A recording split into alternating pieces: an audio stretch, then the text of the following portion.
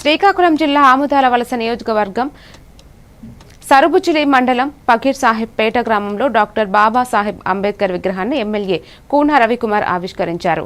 ఈ కార్యక్రమంలో కేంద్ర మంత్రి కింజరాపు రామ్మోహన్ నాయుడు ముఖ్య అతిథిగా పాల్గొని అంబేద్కర్ రాజ్యాంగ ప్రాముఖ్యతను వివరించారు.